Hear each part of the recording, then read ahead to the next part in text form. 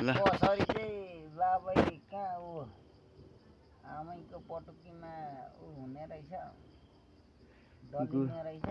हाम्रो कान्छे दाइ चाहिँ गोरु किन्नु आएको छ है। गोरु चाहिँ यो हो 35 पनि हाइएस्ट दाम पो त।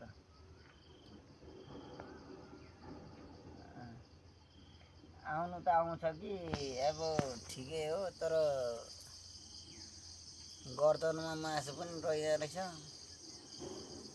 ल ल ल तैँले त्यतिको 35 हेर्नु नै तेरो लागि धेरै राम्रो हो।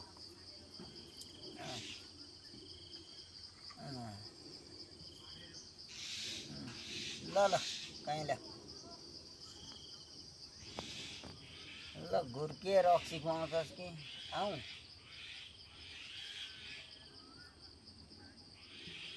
र त रक्सी खुवाउँछस् कि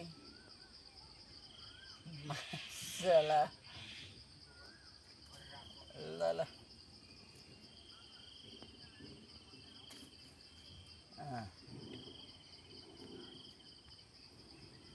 आइज न त हो अब त्यहाँ आइपुगिसकिस् त्यहाँदेखि यहाँ आउनु सक्दैनस्। यता हेरिदिनु न हौ यता। अनि आइज न त। यता हेर्नु न कान्छे। ल आइज आइज। के कुरा मिल्यो कि मिलेन?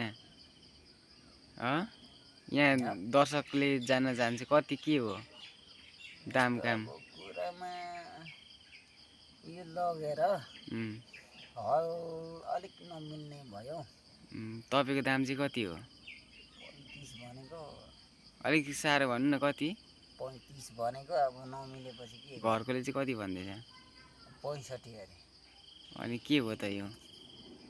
अब होस् नसकिने भयो हो। अब 40 सम्म लगाउन सकिन्छ तर अब घरकोले 65 भनेपछि नसकिने भयो। ल गोरु चाहिँ यही कति हो यहाँ चाहिँ खरिदै किन्ने दाम काम मिलेन जस्तो छ है। हजुर हजुर हिसाब नगर्नु